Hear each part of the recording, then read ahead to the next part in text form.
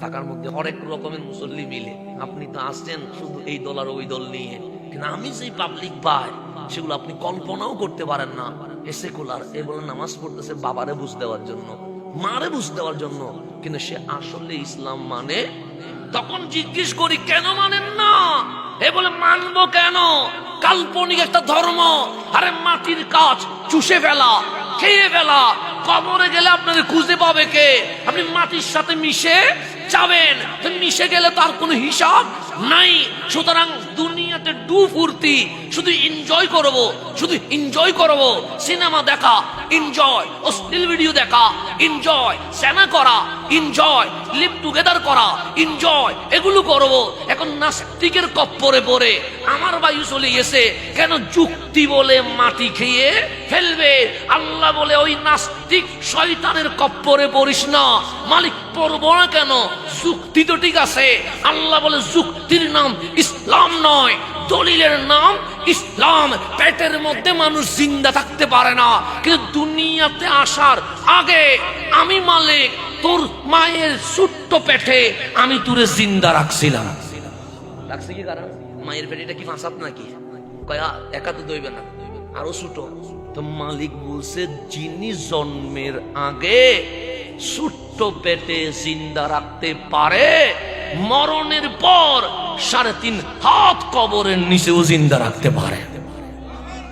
সেজন্য ফ্যাট দিয়ে কবর দিয়ে আল্লাহ বুঝাচ্ছে নাস্তিকের কফরে পড়িস না বান্দা, তোরে ও মিসগাইড করবে। আমি তোরে সেজন্য মায়ের পেটে আনছি, মা কষ্ট পাবে আমি জানি, সেজন্য মারে মার মতো করে বানাইছি যেন ধৈর্য ধরতে পারে। আমি ওইভাবে করে সবেরা বানাইছি মারে। কেন? মারে ধৈর্য দিয়ে বানিয়ে, কষ্ট দিয়ে তোকে এটাই ঈমান বোঝাচ্ছি, যিনি মায়ের পেটে জিন্দা রাখতে পারে উনি অন্ধকার কবরেও জিন্দা রাখতে পারে। কি পারে না? এখন মায়ের পেট ধরেন 2 মাস রাখছে, কিছু বলতেছে না। 3 মাস রাখছে, কিছু বলতেছে না। 6 মাস রাখছে, কিছু বলতেছে না। 8 মাস রাখছে, কিছু বলতেছে না। 10 মাস রাখছে, কিছু বলতেছে না। 10 মাস 4-5 দিন গেছে আর মায়ের পেটে ব্যথা ওঠা শুরু হয়েছে। হয়েছে না? হয়েছে। মা যখন ব্যথায় ছটপট কাতরাচ্ছে, এলাকার মহিলারা বলছে সময় এসে গেছে, পেটের সন্তান এখন কোথায় আসবে। এরকম হয় কি হয় না? হয়। তো আল্লাহ কিয়ামতটা অন্যভাবে করতে পারতেন।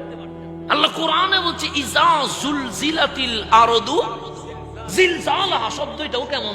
জিলজাল শুনলেও কি উঠে উঠে কাঁপানি শুরু হয়ে যায়। আল্লাহ শব্দ চয়নে খুব সাবধান রাখছে।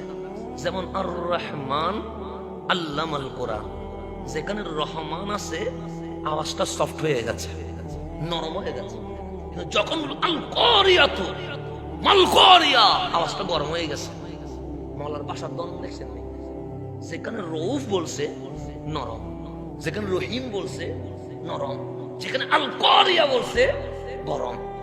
ইজা জুলজিলাতিল আরদু জিলজালাহা, এখানে কি গরম। শব্দটাও কেন জানি কি গরম টাইপের বলছে। সময় আসবে জমিন তত্তর করে কাঁপবে।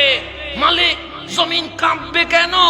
আল্লাহ বলে মা যখন সন্তান রে 10 মাস 10 দিন রেখে দেয়, মায়ের পেটে কম্পন শুরু হয়, এটার নাম প্রসব বেদনা।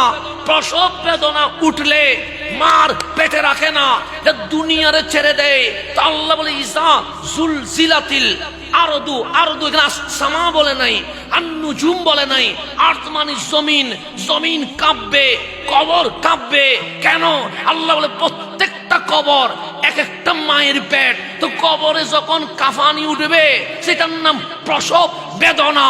ওয়া আখরাজাতিল আরদু আসকালাহা, কবর সেদিন তুরে আর রাখবে না, তোমাকে ধরে আমি রহমানের সামনে বের করে নিয়ে আসবে।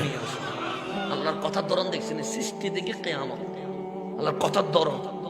প্রথমে মায়ের পেটে প্রসব বেদনা আছে, প্রসব বেদনার মাধ্যমে জমিনে ফেলছে কারণ আমারে আপনারে, আবার দুনিয়ার হায়াত শেষ করছে। 3.5 হাত কবরের ভিতর ঢুকাইছে। আল্লাহ সেটাও মায়ের পেট। কবর এমনি তো খুলে যেতে পারতো, এমনি তো খুলে যেতে পারতো না, দৌড়ে আল্লাহর সামনে দাঁড় করা দিতে পারতো না। আল্লাহ বলছে না, দলিল নে, মায়ের পেটে ব্যথা উঠছে, সে কবরের কি উঠবে? ব্যথা উঠবে আজকে না বলে 1000 বছর পর উঠবে। উঠার পর ওয়া আখরাজাতিল আরদু আসকালাহা, আসকাল মানে আপনি, আসকাল মানে আমরা, আমাদেরকে জমিন দৌড়ে আখরাজা মানে বের করবে। কোত্থেকে? কবর থেকে বের করে কোন দেশে? আমেরিকা নিয়ে যাবে না আফ্রিকা নিয়ে যাবে? না, আল্লাহ আমার সামনে আনবে। কোন পরিবেশে? সাল্লাল্লাহু বিআহকামিল হাকিমিন, যেদিন আমি আল্লাহ বিচারক থাকবো আর তুই থাকবি আসামি।